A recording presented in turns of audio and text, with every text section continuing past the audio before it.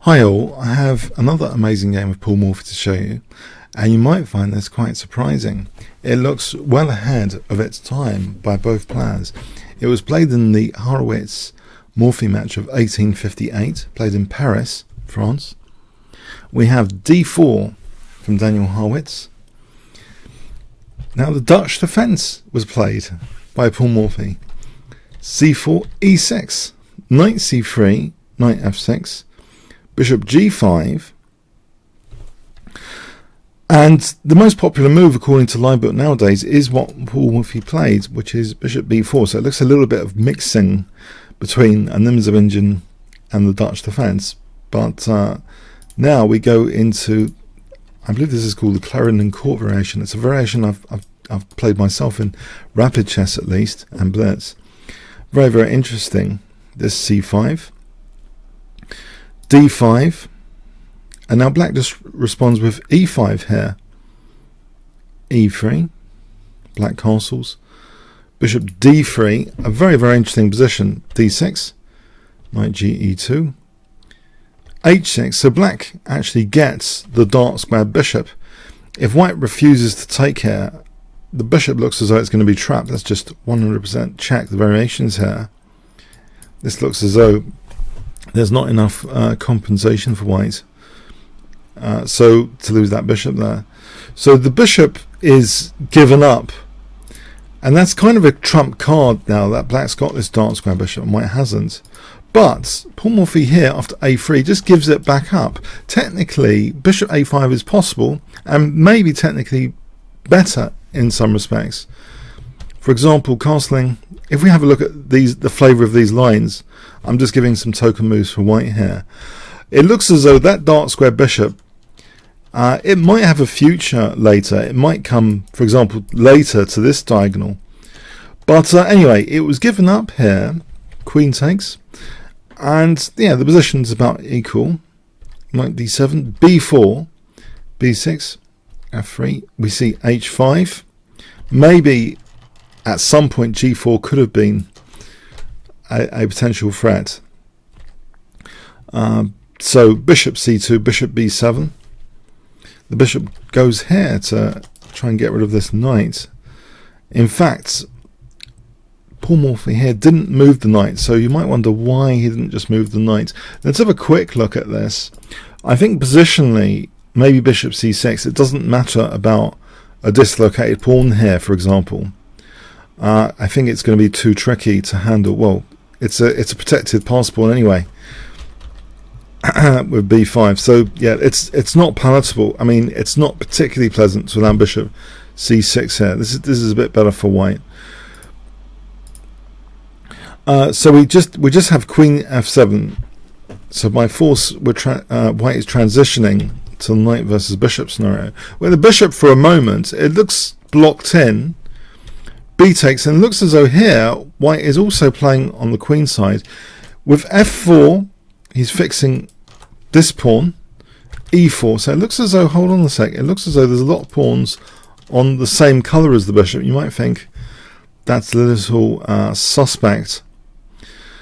But white also is playing on the b file, which maybe there's no entry point, so the value of the b file, if there's no entry point, is a little bit less, you could argue.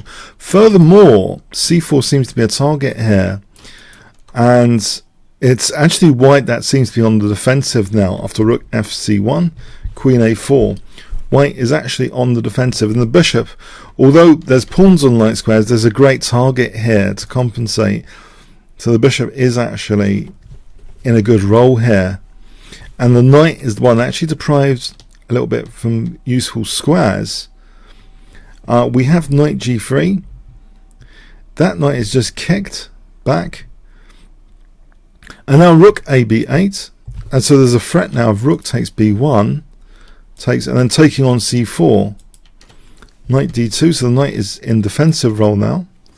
Now a great move. I wonder if you can spot it from Paul Morphy. It's pretty logical and nice and positional. There is a certain beauty to it, I must admit. So I'll give you 5 seconds to pause the video. Starting from now, what would you play with black? A positional move.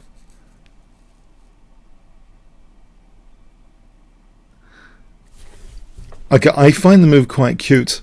Rook b6. The threat is rook b8, but the other mechanism here is shown that taking is played, but this allows the pawns to come together a bit with b5 now as the threat, which will create this passed pawn.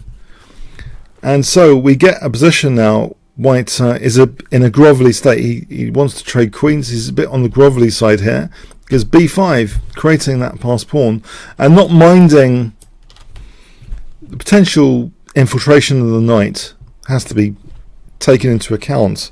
But we have got now a passed pawn. Furthermore, the bishop at any point could go bishop c4 to win this d5. The centre's been a bit blown up, so the rook has to safeguard c4. We see knight a5, rook a8, knight going in, but now a resourceful defense of d6, and so the rook is standing by on c4, because otherwise bishop c4 can't easily do rook b1. We see rook c3, and now the king comes over, so this is very difficult. The knight's kind of trapped here.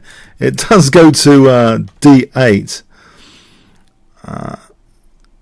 and it's pretty awkward. It wanted e6, that's deprived. The rook comes in though, now. King e7, but the king is doing a good job here.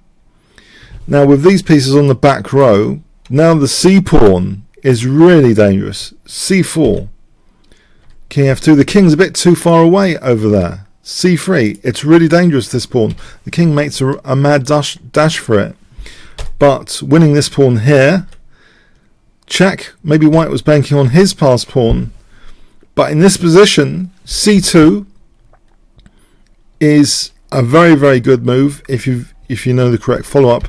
In this position, it looks as though white is on the verge of his own pawn becoming queen, coronation of that pawn.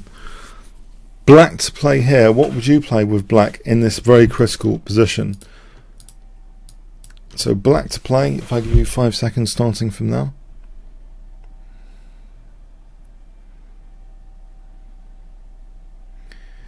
Okay, rook c3, yeah, a pretty nice move. Stopping the pawn, but also threatening to queen. This can't take as a queening. That's a very, very powerful move. King c1, taking this pawn. So material up here, and the king now is making use of this route, which that pawn has allowed. But let's see, rook a3, g5 to also try and create another passed pawn. g3, which weakens these squares, because before, without g5, there might be the possibility, say, of h3. But now, in this position, after g5, g3, the king has got a route in, a very clear route in, and he starts that route with king g6. So the king's really aggressive and coming into the white position here. Rook c5 gaining a bit of time there, not minding the king and pawn ending at all there. Now rook c3 swapping d6, potentially for e3. But black is in no hurry. The king is coming in really aggressive now. Rook c5, taking on e3, weakens f4. King f3, and now we've got another passed pawn. It's totally winning. White resigned here. A very, very nice positional treat from Paul Morphy. It looks out of its era, this game, in many respects, and that has been the opinion of many kibitzers at ChessGames.com. This game seems ahead of its time, as though it could have been easily played in the Capablanca-Lasca era. This was back in 1858. Wonderful stuff. So I believe we can learn positionally quite a lot from Paul Morphy, more than the stereotypical things you might have heard, that Paul Morphy just has the attacking players elements like control of centre, rapid development, etc. Here we have more subtle elements, tying down the opponent on the queen side, blowing up the centre, weakening d5, connecting pawns, creating a pass pawn, infiltrating with his king gradually. Wonderful stuff. Absolutely beautiful game in my view. Comments, questions, likes, shares appreciated. Thanks very much.